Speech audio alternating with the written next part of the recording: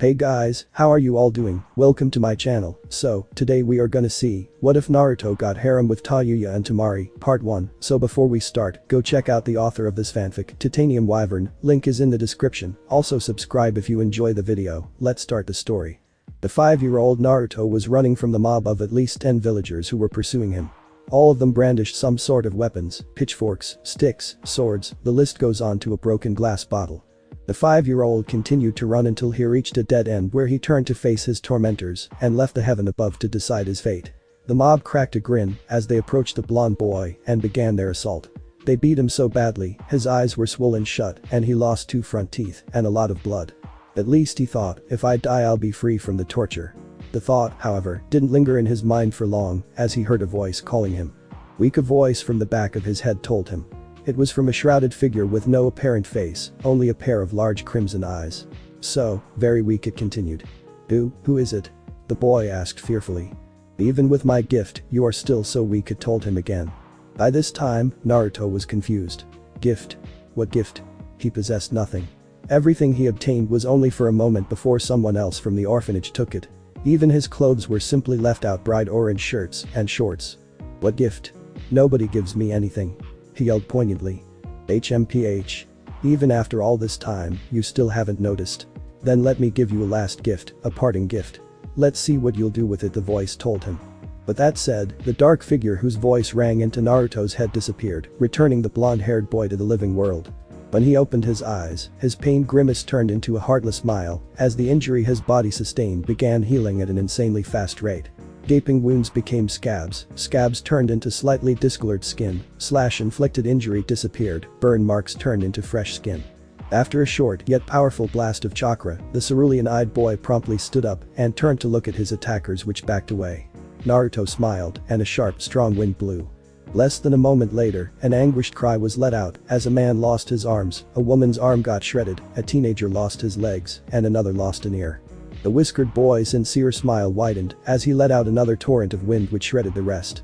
They lost limbs, ears, noses, and fingers, making all 20 of them nothing less than disfigured people. They all were screaming in pain while Naruto looked at them with a mask of happiness. You all are too noisy, but look at the bright side, you now know the suffering that I went through.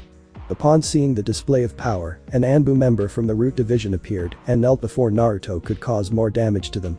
The boy looked nonplussed by this, and with his smile still in place, he asked, yes, Anbu-san. Naruto-kun, I am here to take you to both Hokage-sama and Danzo-sama.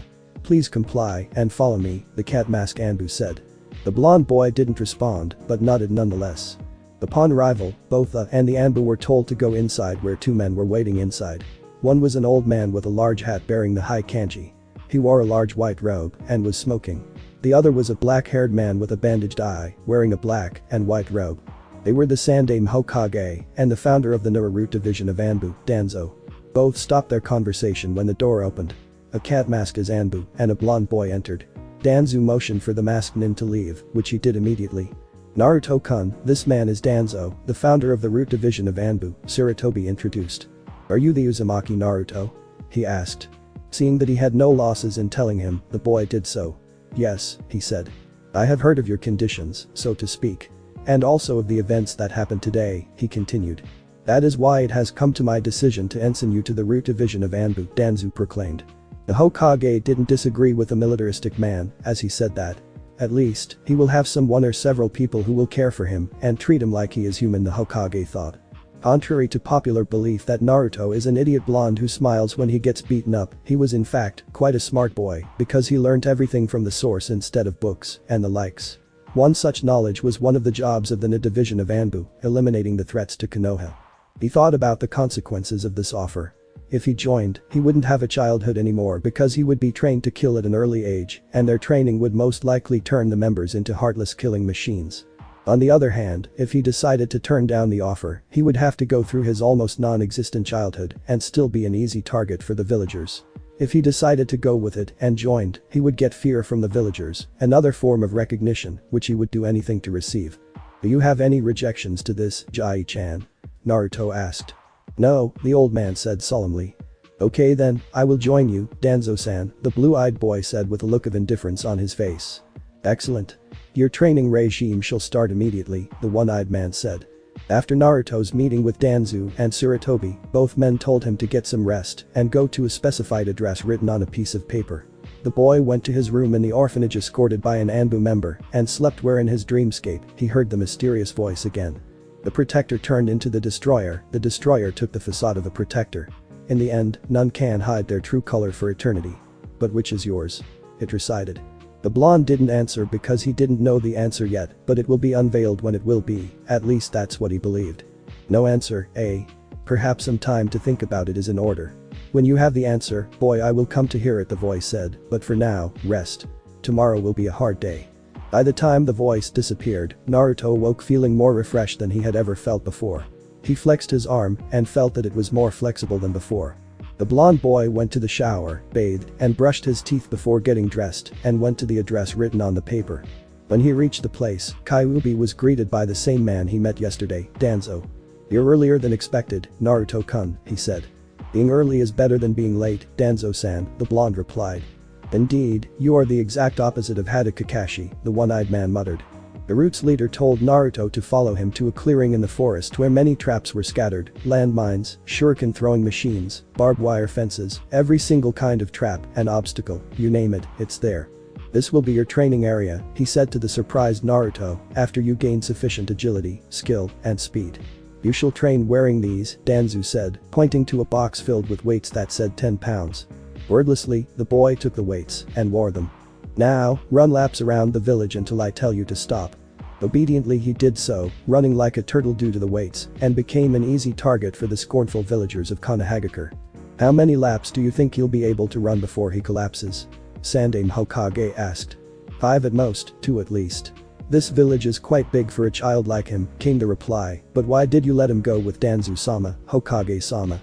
The Roots are the most efficient form of troop imaginable," the old man sighed, "but they are the most heartless. They don't care much about their peers, as long as they do their job well." "But, wouldn't letting him be an Anbu serve the same purpose?" "It wouldn't, Kakashi-kun. As you know, in the 73 assassination attempts done on Naruto, 12 were instigated by Anbu members, 24 done by Jounin and Chunin alike, and the rest were the villagers," he said. "Letting him live among the people who had made an attempt on his life wouldn't give him a sense of security, and should that be done, he might unleash a greater power than he had exhibited before on the mob yesterday night." "So, you're saying it's to prevent his insanity?" the Cycloptic asked. "You can put it that way, but there's also another reason." "What would that be?" The Hokage choked on his words, uncertain of the reaction he might receive, but managed to say, "The boy may act as a liaison between me and Danzo, a spy if you will." Those who worked under Danzo were indoctrinated to be loyal to him, but Naruto yields to no one and always does things his way, at least that's the old him. There were also rumors that Danzo would try to obliterate Konoha. I need to ensure the truth about it, so that's why I'm doing this. You do understand, right? Hada Kakashi, the copycat ninja, nodded solemnly. Although he didn't really like it, it was for the village, so who was he to complain about? Time skipped 3 years later. Naruto's training went well and finished to tried at the supposed time, 3 years flat and 620 pounds on each limb. His training was a walk in the park, a park in a country at war that's constantly bombarded, littered with landmines instead of grass, with gun turrets instead of bushes, and barbed wire fences in the place of trees. Don't forget the lake filled with numerous aquatic predators in it. All in all, it did show the expected result, a strong boy who commands wind and air at his disposal with a small yet growing capacity for telekinesis. At the time he was done with his training, he received his primary mission, eliminate all threats, be it potential or concrete threats to Konoha. He started it off with a Kumo Nukenin he was pursuing at the moment. The large man wearing a jacket and brown shorts was running from his pursuers, 3 Konoha Anbu wearing dog, cat, and fox masks. At first, he had the upper hand, but damn, those guys are quick. As he ran, he was wondering how the hell did these freaks know what he was about to do, attempting to kidnap another Hyuga. The red-haired man spared a glance to his back and saw with his brown eyes that the trio was just about a yard away. In panic, he pumped chakra to his legs and jumped quicker from tree branch to tree branch, but it still didn't seem enough to shake them off. Then, he looked back again and saw that he was now 3 yards away from them. He smiled in victory before he saw an air disruption heading his way. The wave of air sped towards the Nukenin and he ducked in time before it severed his head. He tried to jump again, but failed as he felt a warm sensation running down his right arm. "I wouldn't look at it if I were you," the Anbu in fox mask said happily. Ignoring the warning, the Kumo Nin looked to his shoulder and tried to move it. Just as he moved it forwards, it fell off and traveled downwards to cold dirt. He yelled in agony and rage as he glared at his three enemies. The shortest one wearing a fox mask stood the farthest, nearer to him was the one wearing a dog mask, and the nearest to the tormented ninja was the cat-masked one, approximately 1.5 yards away. Before he could blurt out any obscenities at his adversaries, another air disruption appeared and severed his other arm, making him yell out more, and this time, he didn't hold back and threw every curse he had, cursed their parents, their villages, and spewed empty threats. Truly, a dying dog whimpered the loudest, the fox-masked Anbu said, as he shook his head. Finally, another burst of wind shot up and severed his head, silencing the forever. "We have returned, Hokage-sama," the three chorused from their position, kneeling down in front of the militaristic man. "Good work, you three, do you have it?" the old man asked them.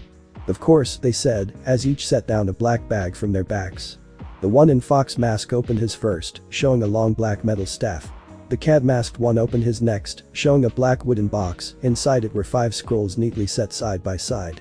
The dog mask-wearing nin opened his sack last, were a sack of the recently killed Kumagakure. "Good job, very good," their leader commented, "you may keep the weapon, Naruto-kun." "Arigato gozaimasu, Hokage-sama," came the reply. "Now, you may leave," he continued, "now, for you too, Yamato-kun, Kakashi-kun, what do you think of his skills?" "They are one of the best I've ever seen. His efficiency on the battlefield is unmatched," Yamato replied. "There is only one drawback to that," Hokage-sama Kakashi continued, in which his black-haired counterpart nodded, "he has become in a way, insane. Every time I see him, his smile never falters, and both his ruthlessness and efficiency is more than inhuman. It's like he's a machine now." "I see. Very well then, both of you are dismissed," the Hokage said somberly. Arashi would be very irritated if he found out. Naruto went back to his apartment room in the Root Anbu complex and slowly set down his cloak and mask on the table, his newfound weapon on the wall. He walked to the bathroom and inspected his own reflection on the mirror. His 2 front teeth that were missing for a full minute those 3 years before on the day he obtained his powers had grown back, he realized. His 3 whisker marks that were on his cheeks had deepened, making him look more feral than before. The fact that his canines had grown sharper didn't help much either. Then, he took a bath with freezing cold water and dried off by the time he was done. The boy walked to his table by his bed and saw a letter of summons from Danzo. Carelessly, he ripped it open and read the letter. It said that he was to report to Danzo about his mission. Wordlessly, the boy crumpled the paper and threw it upwards, then used his wind blades to shred it. Tired and spent, he went to his bed to get some well-deserved rest. The next day. "Report," Danzo said. "Hi. We were ordered to pursue and terminate turned out to be a minimal threat. He brought several items that may need to be thoroughly examined," Naruto said as he knelt down. "Elaborate. What items? What value might it hold?" "The box of scrolls which is now at Hokage-sama's hand, and this," the boy replied as he pulled out the staff. It was a finely crafted weapon, made from metal, and bore no engravings or marks whatsoever. Danzo examined the weapon and after a while filed it as unimportant and told Naruto to keep it as his own weapon, to which the blonde was grateful. The box of scrolls that was in the Hokage's hands might need some scrutiny, but if it was trusted to a weak soldier, surely it wasn't that important. Then the one-armed man led Naruto to the training area and told him to stand exactly 2 meters away from a wooden log. Danzo then told them to cleave it. Without a second wasted, he let a wind blade fly and the log was cut in 2. A clean, flawless cut that couldn't be achieved with a mere katana. After nodding his approval, Danzo LCD Naruto to a training log and told him to destroy it. Naruto focused his chakra on the object as it glowed blue and slowly rose from the ground and reached 3 feet above the ground. He then clenched his fist and the log was crushed into splinters. The task was taxing for the young blonde and he had already shown signs of exhaustion by the time he did it the second time. The militaristic man beside him gave Naruto an envelope after his breath stabilized. "Inside this is the specification of your next mission," he said. Without a word, Naruto took the envelope politely and opened it. As he read, Danzo told him, "The mission will commence in 4 days. Meanwhile, use the available time to rest and recuperate." When Naruto left the complex, it was already midday to noon. Sighing in irritation, the blonde took a hasty pace to a weapon shop to restock his soldier pills, shuriken, kunai, and exploding tags. The shop was a special shop that provided weapons for every shinobi of every rank and stature. The store wasn't decorated with anything other than weapons, shuriken, and kunai adorned the left side of the wall, while swords and shuriken adorned the right. On the front, behind the clerk's desk was a glass display where every kind of weapon imaginable was hung. In a seemingly practiced routine, the 8-year-old walked straight to the clerk's desk without bothering to look at the other items and called, "I need 50 shurikens, 40, a pack of exploding tags, and a full bottle of soldier pills." The clerk, much to his surprise, was a 9-year-old brunette with her hair tied in 2 buns on her head. She turned to meet the buyer only to see a smiling 8-year-old boy who was only 120 centimeters tall. "I'm sorry, but we only sell our gear to full-fledged shinobi, not to children," she said, not taking the Anbu members seriously. "I am aware of that, miss. How much will that order cost me?" Naruto said, not caring about her comment.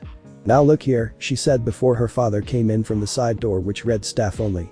"Tenten, that's not polite to say to a customer," the man said. He was a moderately sized man wearing a dark brown shirt under his thick blacksmith apron with dark brown hair and a proud look on his face. The man had strong arms, which he displayed by lifting a heavy box filled with training weights easily on one arm. "But father, this kid wanted to buy shuriken and kunai, tell him it's dangerous to play around with them." "Ah, don't worry about this one. Just get to the back and check on your mother, okay?" The girl sighed dejectedly, but still did what her father told her to.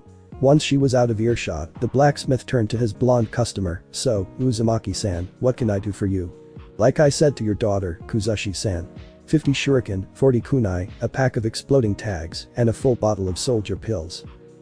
He said, as he noted down the necessary items. "Anything else?" "I need to have this weapon appraised," Naruto told him, as he took out the black staff. Kuzushi Tenzin took the staff and examined it thoroughly. After discerning its material, he whistled and turned to the Anbu member, "This is one good piece you got. A mahogany is rare and this one is made entirely from it." "A mahogany?" Naruto asked in confusion. "Yes, the best material to make weapons or armors. They are extremely durable, flexible, and light. Moreover, you can put a defense mechanism on it or imbue it with elemental chakra, and they're not that hard to customize," the smithmaster said. "Can you do them in 3 days?" Naruto asked. "Yes, but they will cost you more," Kuzushi replied. "No matter. Have it done when I return then." Naruto's 4-day vacation, if you can call it that, was on its 3rd day, and he walked to the Kuzushi family weapon shop to retrieve his customized staff. He opened the door to the store and saw the same girl as before. "Ah, it's you again. Sorry I was impolite before," she said, as she bowed apologetically. "It's nothing, miss. Where can I find your father?" "Oh, right this way." Tenten led the blonde through the staff door after she closed the store for the day. She told him to go to the basement where her father was putting some finishing touches on the staff. He did as he was told and saw the 6-feet weapon engraved with hundreds of kanji that circled it. The smooth shaft turned into a bamboo-like structure as it looked like it had 6 segments. Both segments on each end were slightly thicker than the rest, almost invisible to the untrained eye. On the segment's ends were rings, and on each tip of the weapon, small, almost flat protrusions made by 3 smaller rings were placed. Tenzin was chanting a spell as the crimson kanji burned, and after waiting for a full minute, the ritual was finished with a blinding flash of light. Then, seeing that his customer was there, he told the boy to try it. The perpetually smiling boy took it and tried several swings and stabs, then found that it was perfect. In an act of curiosity, he grasped each end and pulled. To his surprise, the staff split into a pair of kali sticks. "Just so you know, I prefer to call them dog-beating sticks, it's a common weapon in Hong Kong's wuxia films." Satisfied with the result, Naruto took out his wallet and gave its contents to Tenzin, who took it with appreciation. "One last thing," he said, "show me your gloves." Obediently, Naruto did so, and in a swift movement, Tenzin wrote kanjis written in a spiral, and when he was done, he promptly slapped both of them and sent chakra to the spiral. "There, now you can store that in your gloves," Tenzin said, as he crossed his arms. Wordlessly, he gave several extra as his token of appreciation and left the place to pack for his mission. That guy is never one for words," the brown-haired man said. "Father, I've been meaning to ask this, who is he?" his daughter asked. "That daughter, is a living weapon," the blacksmith said as he hung his head down and shook it. "It's a pity that a boy's gotta be one, but at least he gives people like us a good living." Tenten looked at her smiling father's face and asked again, "If he's a living weapon, can he be wielded?" "Yup, but you have to be really strong if you want to." "So, if I want to wield him, I have to be strong enough." "In a sense, yeah." "Alright, I'll be strong enough to wield this living weapon." Kids these days. "Your mission is to deliver this message to an associate of mine. He is currently in Rice country and also brought several bodyguards," the letter read, confirming the letter's delivery. "When you're done reading this, burn it." The blonde did so and looked at a photo of the person he was supposed to deliver the letter to. He was a lean man with purple eyeliner that made him look feminine. He had long black hair and an aura of malice around him. Mission commencing in T-5, 4, 3, 2, 1, begin, the blonde mentally counted as he jumped from the tall gate of Konohagakure, no Sato, to the black night that greeted him with moonlight, and he disappeared in a resounding whoosh. Rice country border. Naruto sniffed the air and mentally counted the number of his enemies as he ran on the road. 4, no 5, 4 males, 1 female.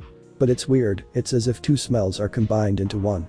Safe to say, there are 6. Threat estimation. Medium high. Suddenly, the blonde stopped to a halt and brought forth his twin sticks and put up a defensive stance after he combined them into a long pole. Please show yourselves. I'm tired of this cat and mouse game, he said with a smile plastered on his face, though no one would be able to see it because of the porcelain mask hiding his face. Without warning, a light blue-haired boy rushed to him, throwing a fist. The blonde dodged sideways and slammed his staff to the boy's sternum, sending him to the air where he recovered and threw 5 to the Anbu member. Naruto blocked each projectile and brought his staff down, attempting to break the blue-haired boy's collarbone, but the attack missed as he dodged to the left. From its position, only several inches above the ground, the weapon changed its direction and met the assailant's knee, breaking it and rendering him disabled for a while. But one thing for sure, he lost this fight. Talk, and I'll let you live, Naruto said calmly to the blue-haired boy as he approached and pressed the tip of his staff to his prey's neck. How about die? He yelled. Immediately, dozens of arrows soared through the air and would have caught them too if he hadn't used a Kawarimi no with a cage bunshin he had so cautiously prepared. The blue-haired boy's comrade showed up. They were a 6-armed boy with black hair and a smug look, a red-haired girl who wore a cap, and a big boy with an orange mohawk. Damn, you two-headed prick. You couldn't even take out a smiling psycho with a dildo for a weapon. The girl said, ignoring the big boy's comment about girls shouldn't be rude. Yeah? I'd like to see you try, Tayuya, he said. And indeed, he did have 2 heads, a fact that Konoha's living weapon didn't notice until now. Oh joy, 3 more, Naruto said, guess I'll have more to play with then. The blonde broke the long staff into 2 shorter ones and twirled them around, flexing his wrists and cracked his neck as he sized up his opponents. 3 arrows flew in his direction and Naruto blocked it with his stick and dashed forward to disable the 6-armed boy. Before he was even halfway there, a boulder the size of a table flew to his head and split it in 2 with a wind blade without breaking his stride. The girl of the group, Tayuya, summoned 2 more ogres and they attacked Naruto relentlessly. He was calm until one of them caught him off guard and struck his abdomen. Naruto recovered mid-air and sent 5 wind blades to destroy the summoned fiends.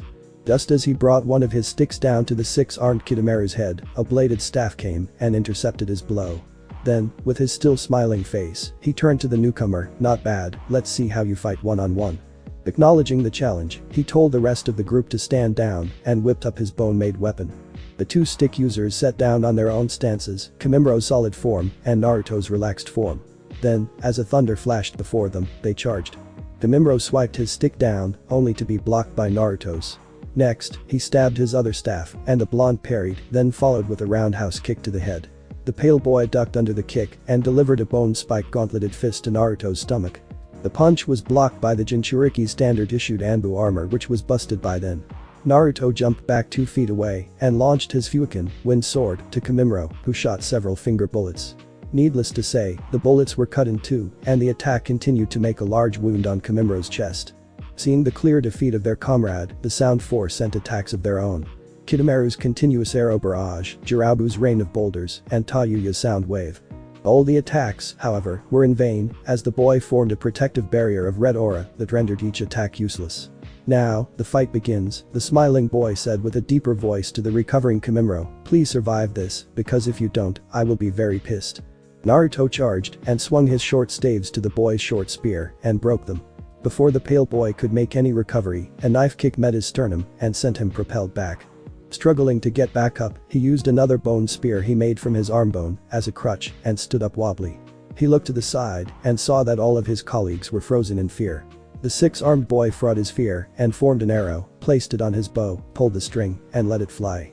The arrow sailed in the air for some time and dissolved 2 inches from the intended target. Not bad, but still I'm pissed, Naruto said, ignoring the last attack with a smile that made his now crimson eyes squinty. His body exuded such an evil aura that they couldn't move, no matter how hard they try. Do note that they are only about 9 at the time, and they'll receive their cursed seal soon enough. Suddenly, a tail of chakra formed on his tailbone, and it rushed to the pale boy's chest, where his lungs were supposed to be.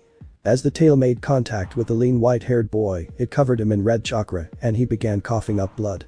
The blonde laughed all the while, a laughter that could freeze one's blood and gave them nightmares for life.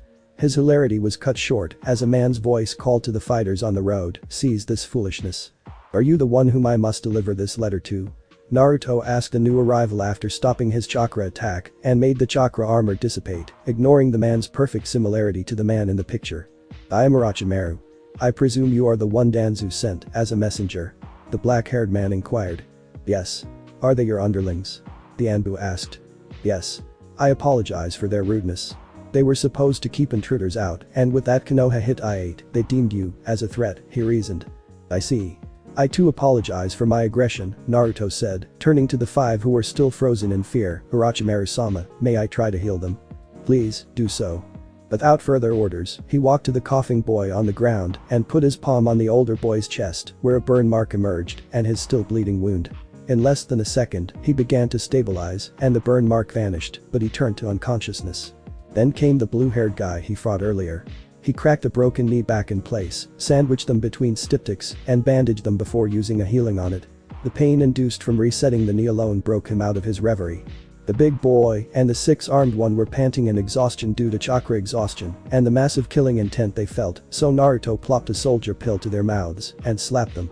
They recovered immediately and looked at the boy in fear, which he smiled in response, though they couldn't see it because of his mask. At last, it was the girl's turn. She suffered from chakra exhaustion too after using them for a prolonged period and summoning the ogres. Doing the drill, he threw a soldier pill to her mouth and contemplated what to do next because hitting a girl who wasn't a threat, whether potential or real, was against his conscience. So, he knelt down in front of her, took off his porcelain mask, showing his lean, whiskered face, and without warning, kissed her on the lips for 3 full seconds before she yelled pervert out loud, tried to slap him, and got another kiss instead. The 7 people entered a cave about half an hour walk from their previous position. The cave was carved and shaped into a huge complex that only had one problem, dripping water from the stalactites. As they walked, Tayuya kept cursing the smiling blonde while maintaining a blush on her face. Jirabu, the big child, continuously reprimanded her about her use of words. Kidomaru, the six-armed one, continued snickering just like his blue-haired, two-headed friend, Seiken, whom Naruto supported, as a form of an apology. The white-haired Kimimaro was carried on a stretcher to see one of Orochimaru's subordinates, Kabuto. At last, they reached Orochimaru's office, a chamber with obsidian double doors with white borders. They had several carvings that shaped a snake fighting a dragon on a mountain peak. Both creatures' eyes were from ruby and garnet, their body and the background however was made of pure obsidian. "You can get in on your own, right?" Kidomaru asked. Naruto nodded and asked Seiken if he could walk on his own, which he answered with a yes and left with his comrades to where they entered. The blonde opened the doors and saw the serpent San in there reading the letter. His face was crunched up in concentration and was sitting without ease.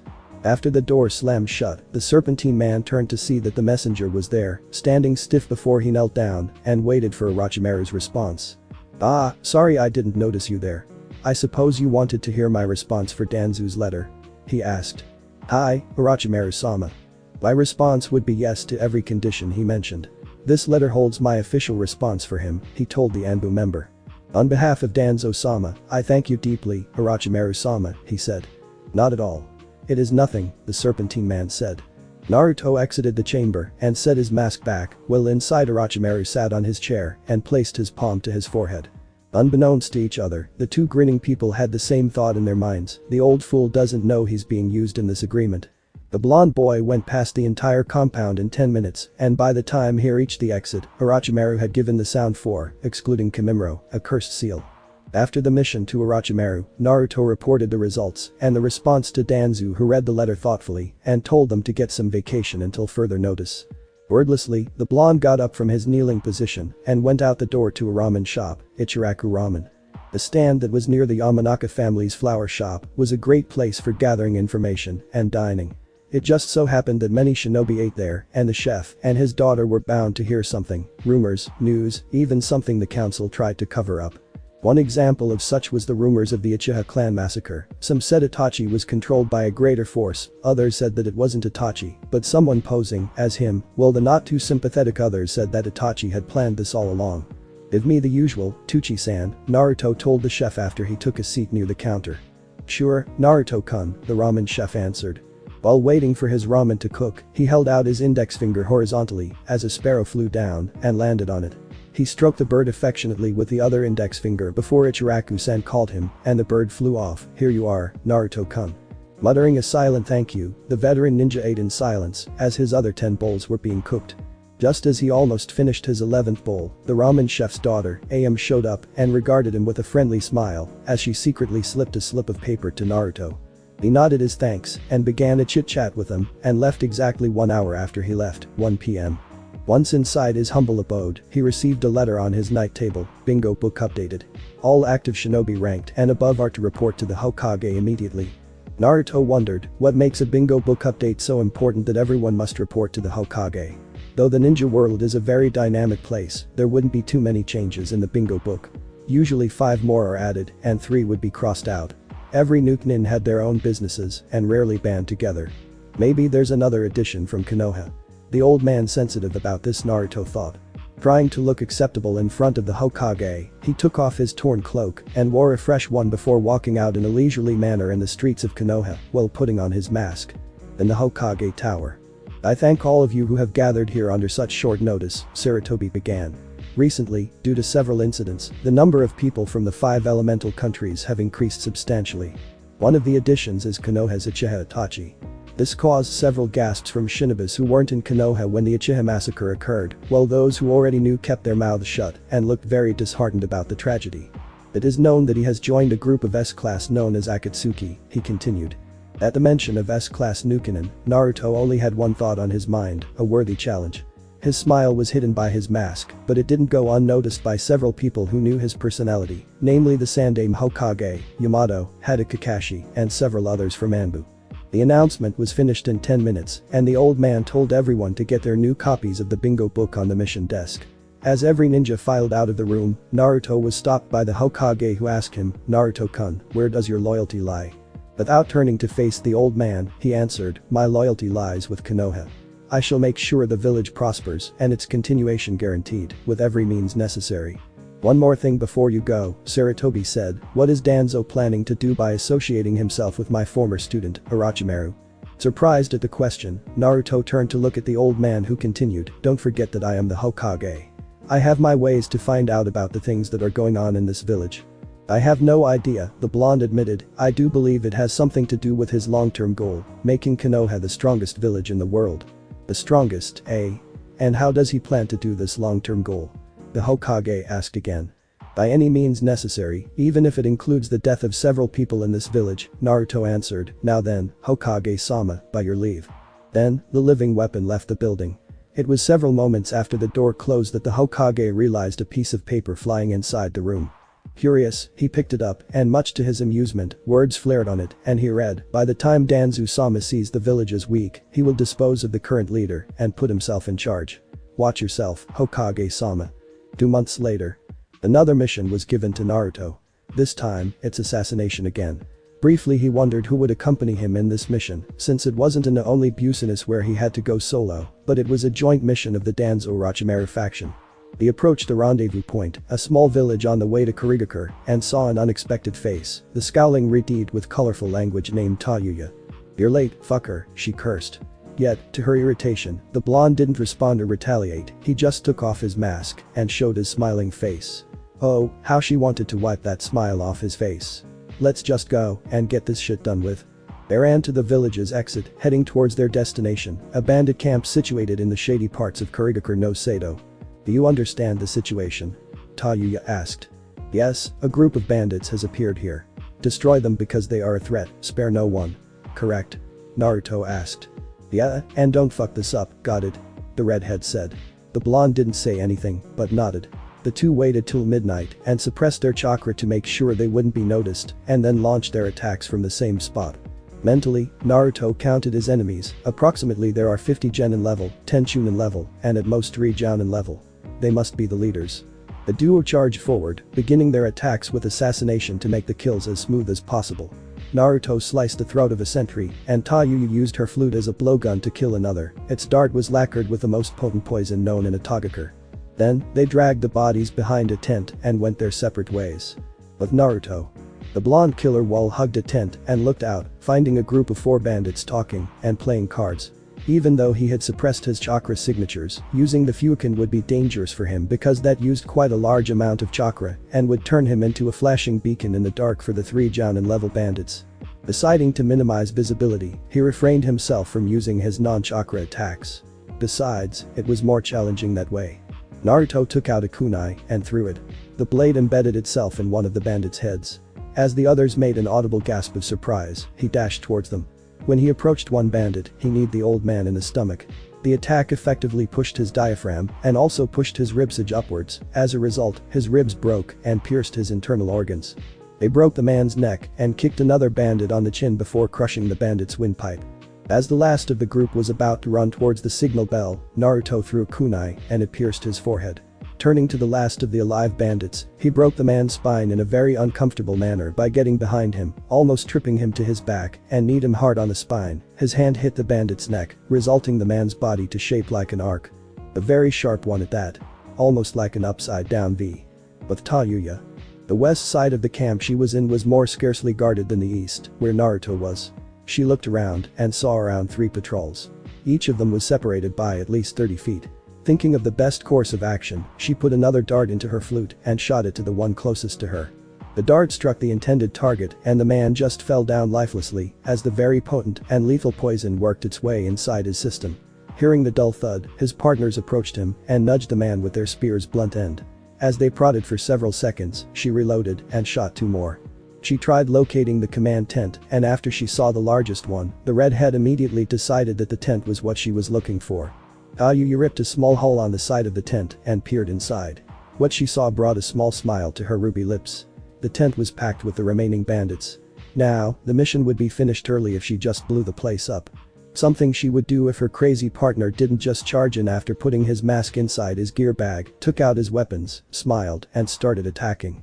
Normally, the foul-mouthed girl would really love to blow this person up, after all he did piss her off, really pissed her off. If only her boss didn't say anything about this matter. Flashback. Tayuya, in this mission your partner will be from another village.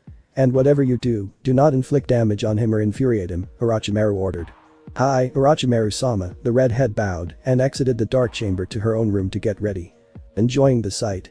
A voice beside her asked. Startled, she spun, turned to the owner of the voice, and met Naruto. Obviously, the blonde used a bunchen to wreak havoc inside the tent as everyone inside was screaming and shouting.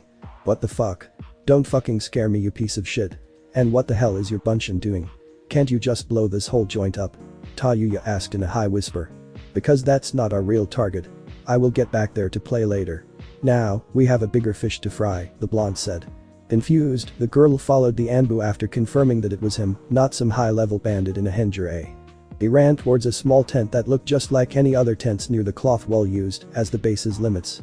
Okay, we're here, now what? The foul-mouthed girl asked.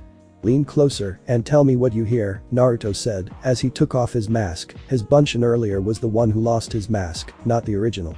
Our target will be the small villages supplying Konoha with metal ores and stones. The other target will be this spot here. Apparently one particular Orochimaru had built a base of operations there. It's a cave, so if we just throw all our hand-thrown old-style bombs, it's bound to be blasted to shit in no time. Lately she said, copying the leader's words and almost failing to stifle a roar of outrage. Okay, that's enough. Let's get in then. Once inside, the bandits' leaders were surprisingly pretty decent-looking people, with a tidy shirt and jacket, newly pressed pants, and one with a crossed Kumo Hittite.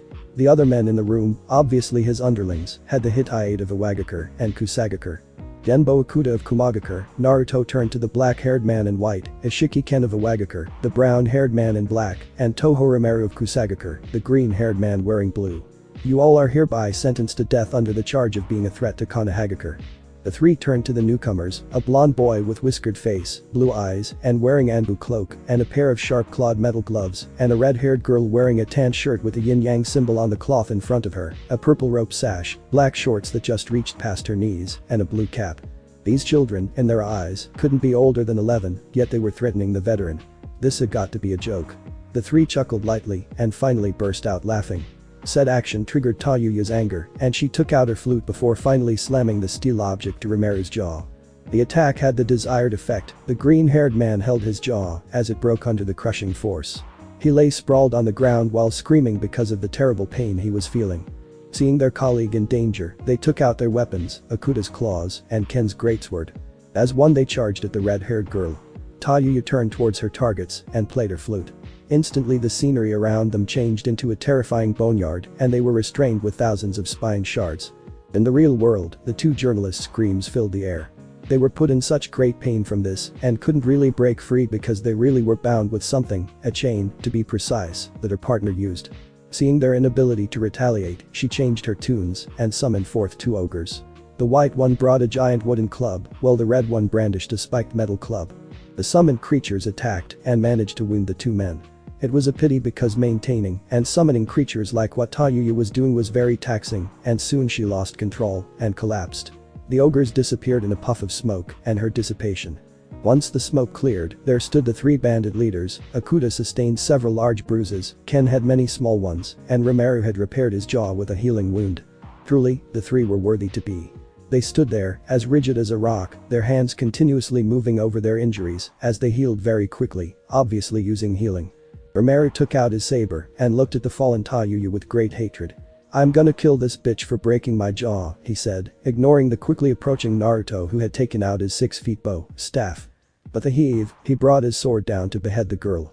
But before the sword could travel halfway, it was blocked with the blonde Anbu's metal weapon. Naruto then brought the other end to the Kusanin, but he ducked under the weapon and did a leg sweep and almost tripped the. Naruto jumped up, flipped mid-air, and introduced his heel to the green-haired man's forehead. The attack would hit if Orochimaru hadn't leapt back to join his colleagues. The force of the axe kick was enough to break through rocks and would have crushed Orochimaru's head if he hadn't dodged. In an instant, the blonde boy scooped his red-haired partner in his arms, carrying her bridal style, and laid her down gently on the ground. My, so impolite," Naruto said, as if he was talking to a child trying to attack a defenseless lady. "That's not very gentlemanlike, is it? Or maybe you did it because you have nothing underneath." Simultaneously, the three rank X shinobi took out their projectiles and threw it at the boy, while Naruto shot out the exact same amount of fukin the size of a shuriken to destroy each and every single one of the projectiles. The three bandits rushed to the boy and swung their weapons at him. He blocked Orochimaru's straight sword and Ken's giant sword. While Akuta jumped on his comrade's back and leapt at the weapon-locked Naruto. Naruto used his chakra to make the weapons stick to each other and he pulled himself up to meet with the ex-Kumagakure nin. He then flipped, lashed out his foot and kicked Akuta on the face before releasing his chakra and swiped the other two on the shoulder blades. This gave the desired effect of them walking wobbly forward and clutched their shoulder blades and face. Angered at being toyed with by this boy, they created dozens of bunshins from their villages and threw their shuriken, kunai and needles, as several bunshins also threw their weapons. Seeing no way out, the blonde boy tried a trick he had been thinking of for the last few weeks. He created several small tornadoes that shot his wind blades, like a gun turret would shoot bullets. Smoke filled the area and blood covered the ground as all three were dismembered and mutilated. As the smoke and occasional blood fountain cleared, there lay the shredded bodies of three-level bandits.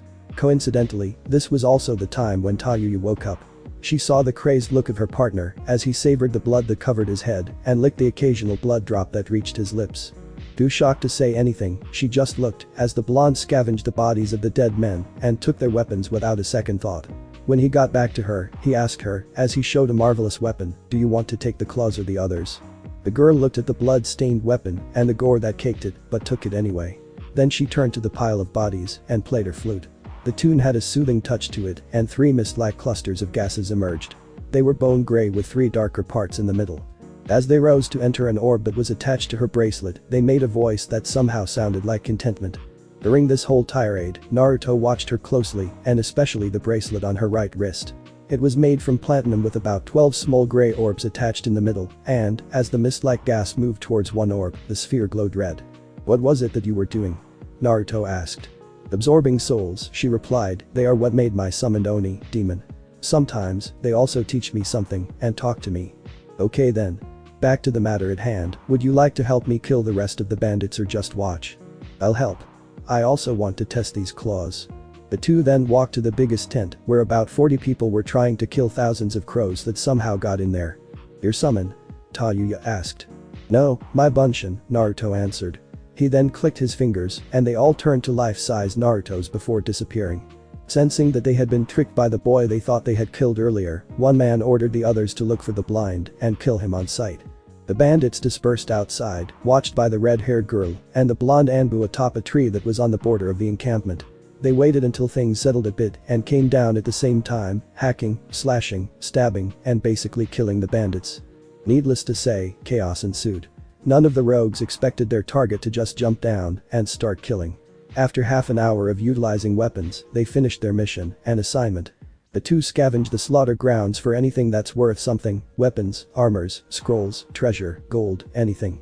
What they found was worth approximately 900,000 ryo, most of them from the treasure chest they found in one of the tents. By a fair agreement, they split the money 50-50 and would go their separate ways if a messenger bird hadn't fluttered down and landed on Tayuya's shoulder. She took out the letter, read it, and frowned. Its contents were orders from Orochimaru. He ordered the red-haired girl to go to Konoha and get a certain Fuinjutsu scroll that Danzo knew of. This meant two things to her: 1, she would have to spend more time with the blonde maniac, and 2, she would have to travel back to Atogakure from Konohagakure, which was very far. Sighing in annoyance, the foul-mouthed girl cursed and told the blonde boy to move his ass and lead the way to Konoha. On the way to Konohagakure no Sato. The married duo walked through the thick forest that surrounded Konoha, one with irritation, the other with indifference. Naruto kept listening while Tayuya kept cursing until a kunai was suddenly thrown in their direction. They both dodged out of the way as more than 10 men wearing the Atogakure hit IH showed up, and one of them walked forwards and said, "Tayuya-sama, there has been a change of orders for you." "And that would be?" she asked, not really liking where this conversation is going. The same man, a slender man with black face mask and camouflage patterned outfit, whipped out a scroll and read it out loud. "The agent who goes by the codename Konoha no Tsurugi was deemed a liability for our future plans. Kill him on sight." After hearing this, the red-haired girl tried to resist her urge to just blow up in their faces. She knew how strong this guy was. After all, he did beat Orochimaru's top 5 alone. Maybe that's the reason why Orochimaru-sama sent about 10 men out now, she thought. Naruto, on the other hand, had no problems and still looked indifferent after he took off his mask that he put back on several hours ago. "Yield, Konoha no Tsurugi, resistance is futile," the man continued. With a smile, Naruto raised both his hands and said, "Okay, I give up not." Then, the blonde waved them down quickly and 2 blades of wind shot out, splitting 2 Odo shinobis in 2. Surprised, the others leapt away and spread away, not wanting to receive the same treatment as their comrades who just got split in 2 by an invisible weapon. Tayuya was conflicted in this. If she joined her comrades from Odo, she would be killed by the blonde weapon. If she joined the boy, Orochimaru would hunt her down and kill her. The battle raged on as the foul-mouthed girl continued to think about her choices. Naruto himself had his long staff out, deflecting kunai and shuriken. One bandaged and wearing an odd-shaped gauntlet with many holes in it leapt and swiped his arm at Naruto, who then calmly crushed his skull with a simple swing of his metal staff. He turned around to see another ninja wearing the exact same gauntlet, and he heard a slight screeching created by the melody arm. The boy then barfed, and when he recovered, more enemy bunchins came down with their weapons drawn. Naruto pumped the Kyuubi's chakra into the air around them, and they easily formed long thin strips of air blades which snaked and hissed. The Kazno or wind rope, as he dubbed them, slashed through the enemy, and soon, the Bunshin army was gone. The improved wind blades ran and hissed like a viper would as they chased their targets, the 10 of Atogakure. That kid's pretty stupid. Fighting in a thick forest like this. He can't see us, but we can hear him, thought. He continued to run through the forest until he felt a cold wind against his back. Feeling something wet, he turned and touched his back over his shoulder and looked at his fingers. What met his sight was the crimson of his own blood. Shaking in fear, he began to slash his kunai rapidly, hoping to somehow hit his attacker. This action, however, caused his blood to continue dripping from the large wound that took off his entire back skin and soon collapsed from blood loss. The rest of the said Chunin's comrades weren't as lucky as he was, seeing that their internal organs and major arteries were cut by the wind blade. Everyone had the same look, wide, dead eyes, and blood dripping from their mouths and wounds. All of them were put on the ground around his target and his superior.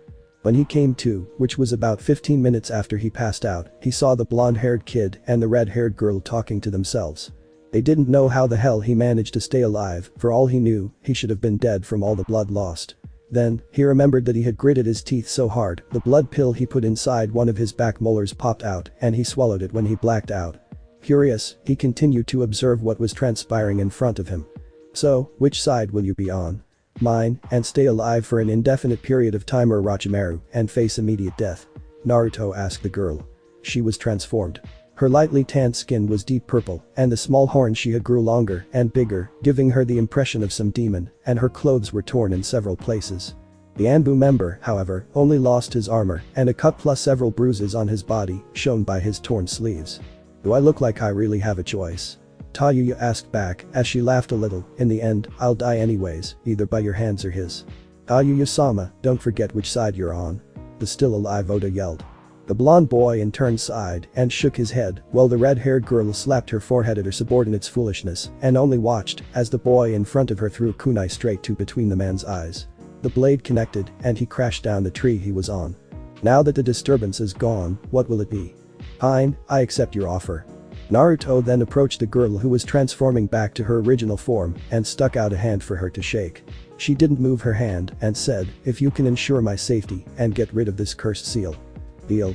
The two then shook their hands, sealing the deal. Both Naruto and Tayuya walked towards Konoha in relative silence as both of them were quite tired. Halfway through, after ensuring the blonde boy's unawareness should she attack him, Tayuya slammed her flute to his skull with a force strong enough to break a skull, and the boy fell down like a heap of meat to the grassy road below. Thanks for the offer, shithead. No thanks, the red-haired girl said as she waved a hand, those guys are just dead weights anyway. Then, she thought back to the mission she was given. Flashback. Konoha's living weapon is a threat to our position should he stay alive.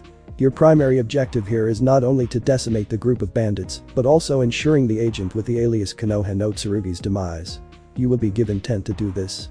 Should you not succeed, do not fail. End of flashback. The stern voice of the serpent was still clear in her mind. The last sentence meant, if he doesn't die, impair him. Then the foul-mouthed girl approached the fallen boy and took out the pair of claws he had given her and raised it high to the air. So long, Konoha no Tsurugi, she said as she plunged the weapon to his face. The attack would have been killed if a wind blade didn't interrupt the weapon's course and cut the sharp tip. Wobbly, Naruto stood up and glared at her in animalistic rage no one had ever seen before from the perpetually smiling boy who was healing at a frightening rate from his wounds. The blonde boy's aura went more demonic as blades of wind shot out at short intervals from all around him and more than a few struck the girl. Looks like this is it, she thought. Looking at the face of the now red-eyed juggernaut drained her hopes of surviving as he walked closer to her. He reeled his fist back to punch a haymaker to the brown-eyed girl and shot it out faster than any kunai would. But, mere inches from her face, the fist dropped and so did the boy as a talisman was placed on his nape. Tayuya looked at her savior, who was none other than one of her subordinates that she was sure had died. But, considering his present state, the man was as good as dead, seeing his missing arm and torn leg. Run, Tayuya-sama. Don't let our sacrifice be in vain, he croaked out. Not one to lose chances, the red-haired girl quickly ran away to report back to her superior, the serpent Sennin, Orochimaru, about the situation. She didn't turn back even after hearing the Chunin's body being crushed and a bestial roar.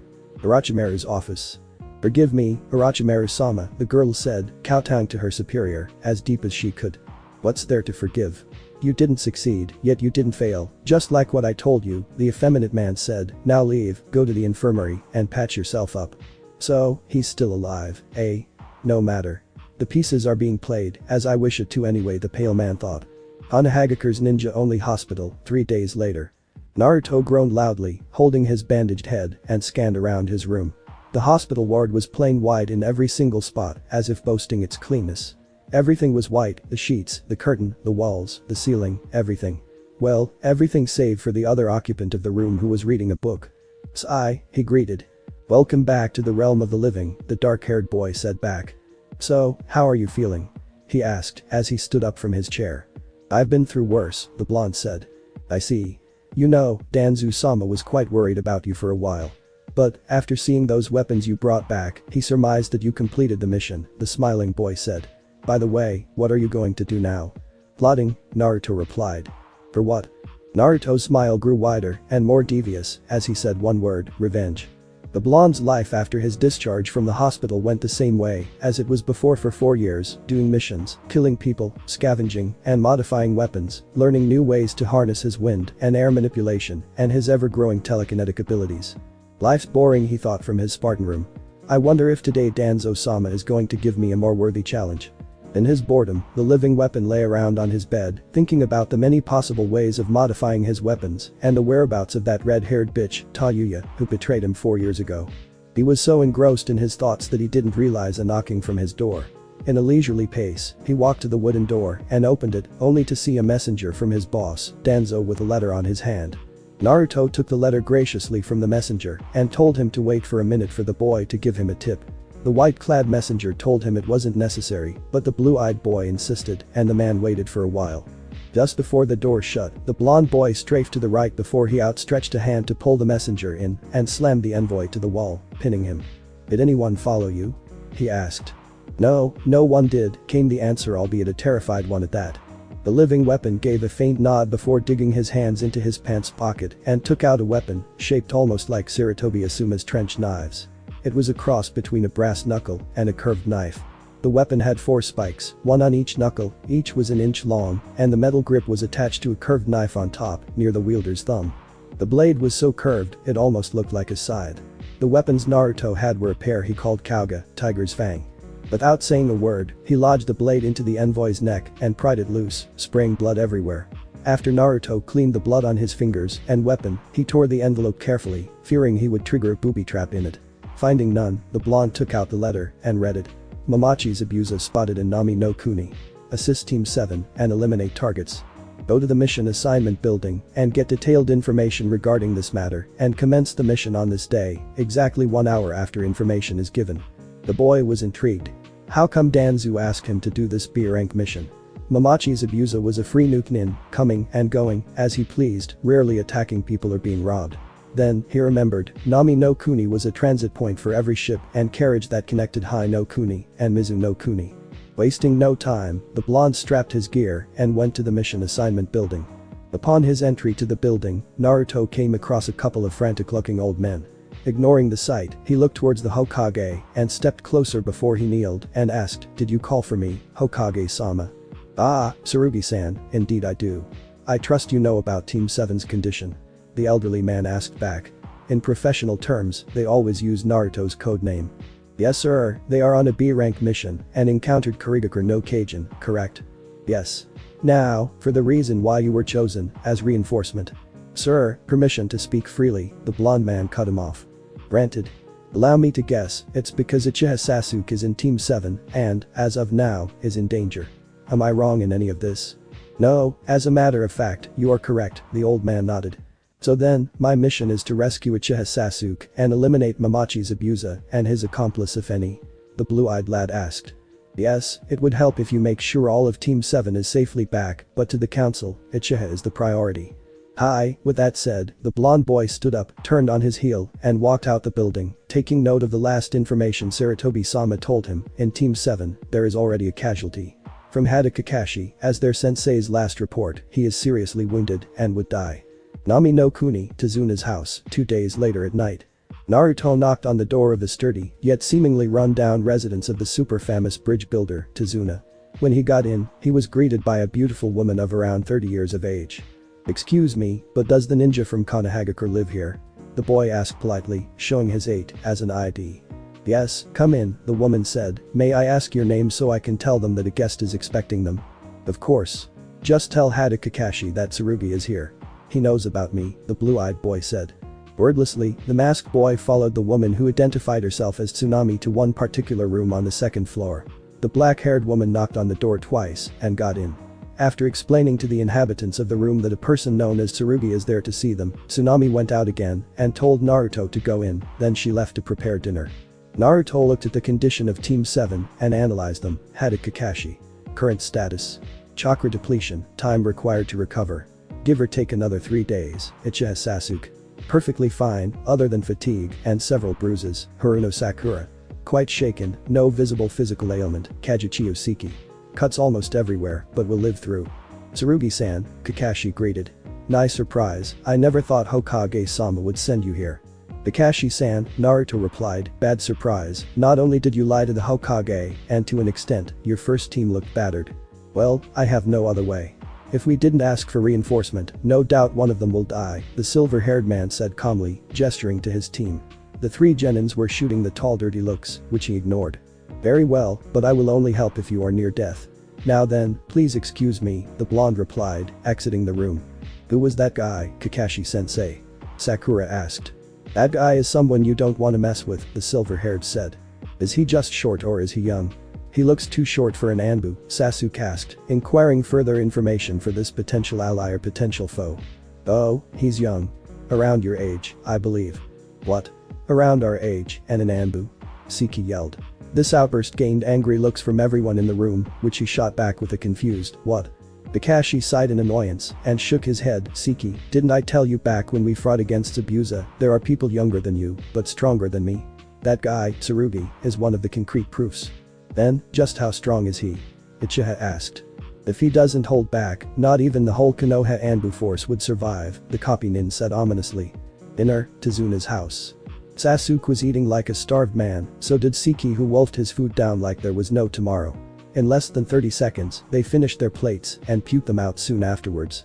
Hey, if you can't keep it down, don't eat. You're wasting food, Sakura reprimanded. No, I need food to continue training, Sasuke said back. Yeah, me too, Siki agreed. Their peaceful dinner was cut short by a short boy wearing a bucket hat and overalls of around 6 years of age who said tauntingly, why do you keep trying? You guys will be killed by Gatu and his men anyway. Shut it, kid, we're not like you, the brown-haired Siki said. That's right, you don't know what pain is, the black-haired boy said. If I were you, I would just give up.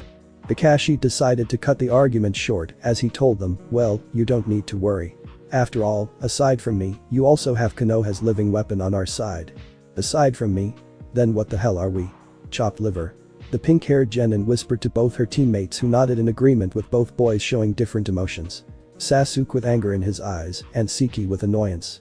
In irritation, the boy whom Tsunami later introduced as her son, Inari, stood up from his chair, excused himself from the group and went to the roof for some alone time after telling them how futile it was to fight against Gatu. Roof of Tazuna's house. Naruto was standing on the tip of the roof with his blue eyes closed and let the night air hit his face in full force as he had taken off his mask and hood. The blonde boy inclined his face upwards, looking at the moon that shone brightly in the sky. Hearing footsteps, the living weapon turned to the staircase that led to the roof. He saw Inari climbing it with his arms and almost lost his grip. The black-haired boy looked at the mysterious stranger who stood atop his house and asked, like any ordinary person, who are you? The blonde ignored the question and disappeared into the darkness of the night, leaving only a swirl of wind and leaves in his wake. The next day. Kakashi flexed his hand and saw that they worked properly, not limited like before. Then, he tried walking without his crutches and succeeded as well. He left the house and told his team to follow him and Tazuna to the bridge with one thought in his mind, the time is near.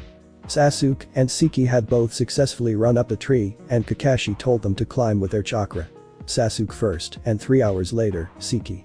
Both of them didn't care about the time and returned to Tazuna's house where they rested and recuperated, preparing for the battle that would take place on the next day.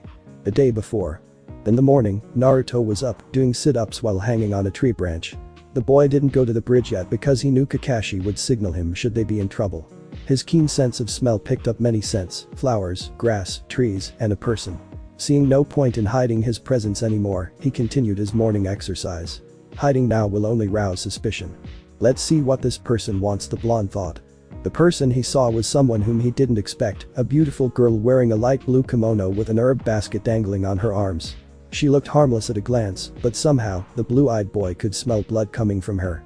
Aku saw a masked and hooded person wearing a black hoodie hanging from a tree branch by his knees doing sit-ups and, trying to keep the act of a normal village girl, she asked the stranger politely, "What are you doing?"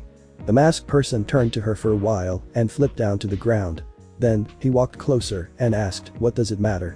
Ignoring the rude comment, she just answered him, "Nothing, I'm just curious." There was a moment of silence between them as she knelt down and began picking herbs, then asked, "Why do you train? To become strong?" Naruto ignored the question and looked the other way before he asked, "Does it matter? Strength, I mean." "Of course it does. I need to become strong to protect my precious person," the black-haired girl said. The blonde in turn asked back, "So that's the reason you strive to be strong?" "Yes, what's yours?" "Your reason to be strong?" "No reason," the Jinchuriki said. At that moment, Haku was confused. If there was no reason, should an action be done? The blue-eyed boy looked at the black-haired girl who momentarily paused and stared at him. Seeing the girl's confusion, Naruto said, "Not everything needs a reason. One of them is being strong." After his words were spoken, the living weapon turned his back on her and disappeared. Tazuna's house, the next day. Tsunami screamed from the kitchen as two men who were working under Gato busted the wall of the kitchen she was in. One of them, wearing a beanie, said to her, "Are you Tazuna's daughter? 'Cause our boss told us to get you." This time, she screamed louder and alerted Inari, who was washing his hands in the toilet on the floor above. Tsunami was backed up against the kitchen counter, and at the same time, both Gato's henchmen and Inari were closing in. The 6-year-old boy called his mother, and the two samurai turned to each other. "What?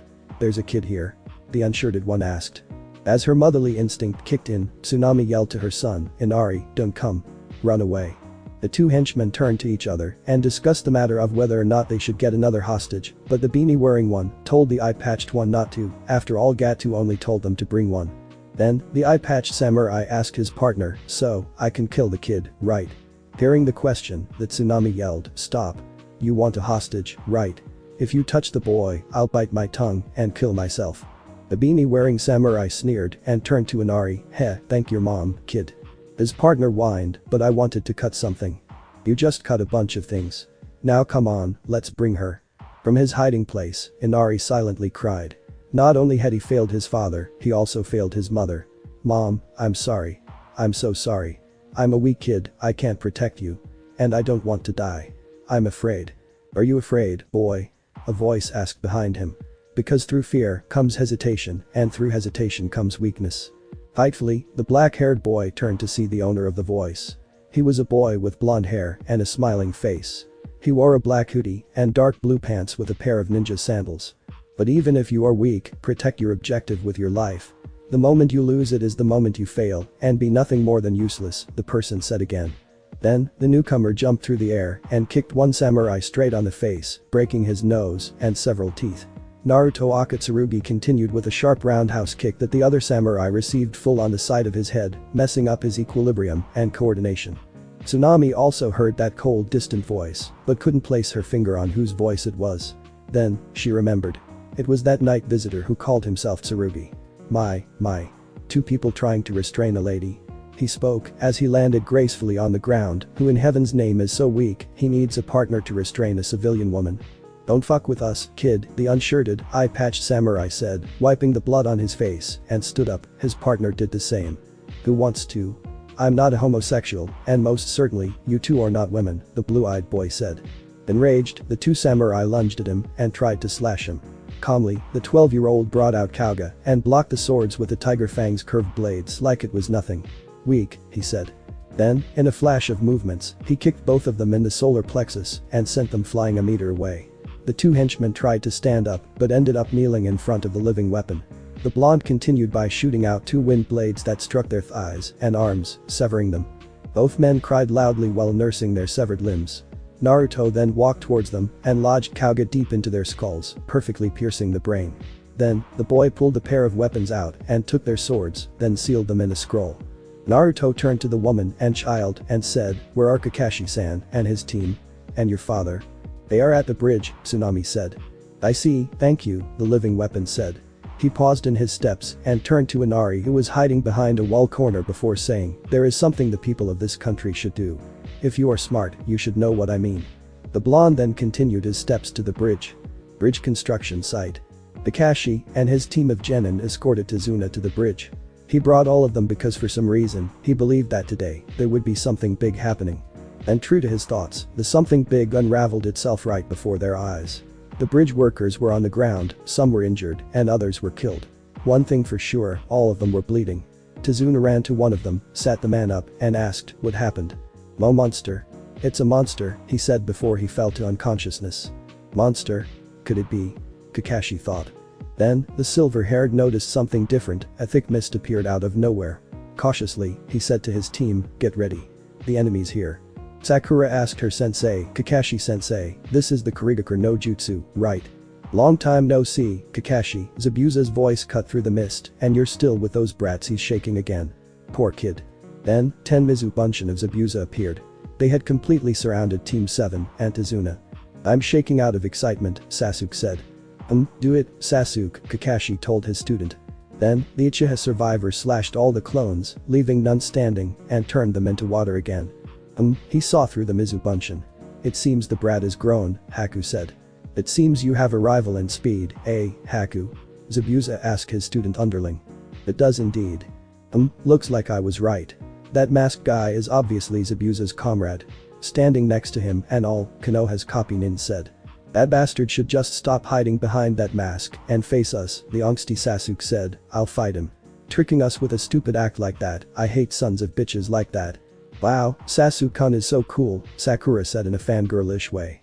Meanwhile, their comrade, Siki was quietly sneaking away from the battlefield, thinking, damn, at first, I thought being a ninja means I can be surrounded by pretty girls all year round.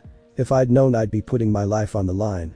I knew I should have just joined that business school Pops always told me about. I should just get away from here. Seeing all this, their sensei shook his head and thought, when I pass a team, they're messed up. Although Sasuke's strong, he's too hell-bent on revenge, Sakura's too infatuated with him, and Siki's a coward. Why, oh why did I accept when Hokage-sama said I should take a team of genin? Oh yeah, it's because if not, it's that psycho that's gonna teach them again, the copycat sighed loudly. This didn't go unnoticed by Naruto who was approaching their location at a relaxed pace. About 50 meters from them, he stopped and put his mask and hooded robe on before he disappeared in a whirl of leaves, only to reappear right between Kakashi and Zabuza's faction. Seeing the blonde's appearance, the silver-haired man asked, Tsurugi-san, nice of you to join us. I'm here to complete my secondary mission. So, Kakashi-san, Zabuza-san will be my opponent, he replied. Sure. No hassle here. Then I'll leave you two to fight then, Kakashi said as he turned around, watching Sasuke's fight with Haku, ready to step in when things got awry for the onyx-haired boy. Sakura, Siki, and Tazuna. If he dies, he won't be the only one going to the afterlife. Huh? What do you mean, Kakashi-sensei? Sakura asked. Tsurugi-san hates people who are useless, the silver-haired answered cryptically, then he left to watch Sasuke's fight, only serving as an observer, all the while ignoring the questions his two students kept shouting. Battlefield, Naruto and Zabuza. You'll be crying like a baby once I'm done with you, Konoha no Tsurugi, Zabuza said as he unstrapped his, even if you are strong, you still lack experience and reflex. Naruto made no answer to that taunt but prepared his own weapon. He smeared blood across his left forearm after he rolled the sleeve back. A giant sword the size of Kubikiri Haucho appeared on the blonde's left hand. It was a big, slightly curved sword with a straight hilt that was wrapped tightly with red wires. The handguard was 10 inches long, 1 inch wide, and golden in color. A fan-shaped arch with inclinations, as its spines was formed on the handguard, passing the 8-inch wide blade, and ended on the other side. The blade of the weapon was dull gray, in contrast to Zabuza's black blade, and on it, many runes of kanji were written. I only know one person who wields that kind of sword, a Shiki-ken from Iowa. And that sex-loving son of a bitch never lets go of his sword, the bandaged man spoke. So no doubt you've killed him, right? That is correct, Zabuza-san, the blonde man said. That fool never takes care of his sword even though it is very valuable. She, as in the sword, was crying when he wielded her. An uncomfortable silence passed through the duo, both were sizing up each other, trying to find the perfect moment to strike. Naruto began formulating a plan in his mind as the wind blew. After 2 seconds, they both charged towards each other. Naruto shot 3 wind blades at Kurigakure no Kajin, aiming for his neck, pelvis, and sternum. All of them hit something, and Naruto heard water splashing, no doubt it hit a Mizubunshin. Then, where is Zabuza? The living weapon stopped and thought about this until he heard a voice from the heavy mist that he noticed didn't dissipate when his wind blew. 8 choices, it said. Liver, lungs, spine, clavicle vein, jugular vein, brain, kidneys, and heart. Which should I hit? Make your choice now, or I'll choose for you, Zabuza's voice spoke again. The blue-eyed boy smiled from behind his mask and said, heart. I've never needed it anyway. Zabuza nodded his head and grinned. Then, he appeared right in front of Naruto and slashed his heart as strong and as fast as he could with a diagonal downward slash. His blade, however, was stopped by the blonde sword, which was almost 6 feet in total length, its hilt only took 1 foot from the whole length. Naruto in turn, shot a vertical wind blade from the sky downwards at Zabuza who dodged back and spun mid-air to twirl horizontally and stuck his sword out, making a spinning slash because he surmised Naruto would charge forwards. His thoughts, however, were incorrect because the blonde was already at his face when the bandage regained his footing. The blue-eyed Anbu held his weapon on his left hand in reverse grip and punched with his right hand. Zabuza calmly dodged it to the side and tried to slash the limb, but stepped back quickly like a fish reeled back by a fisherman when the boy swung his giant sword in one hand to the place where his head was. The bandaged man then leapt back several steps and began doing the hand seals for one of his favors. When it was finished, he cried out, no. The water dragon formed itself in front of Zabuza and rushed at Naruto who, after seeing the prepared one of his own, said, "Fukin. Zan. Wind blade. Sever." A strong gust of wind the shape of a crescent moon appeared and cut the gigantic dragon vertically as it passed through the and aimed to the Kurigakure. Zabuza dived to the side, knowing full well how strong that move was. Seeing the end result of the foliage 100 meters from behind him, he was damn grateful to any deities that listened to his prayer and eluded him from that crazy bastard. Mentally, the tall man swore that he would become a monk if he survived this fight. But, before he could even rub his beating chest to ease the thumps, another wind blade appeared right before his eyes. Zabuza ducked through the attack and reared back when Naruto's knee almost came into contact with his face. "Not bad," the blonde said. "But really, do you think that will save you?" The man known as Kurigakure no Kijin tried to retaliate to the insult, but he was cut off by a crazy cackle from the side, where the short man known as Gatu stood with his army of lackeys. Thanks for watching my video, and make sure to check out the author of this fanfic, link is in the description. See you next time, till then sayonara.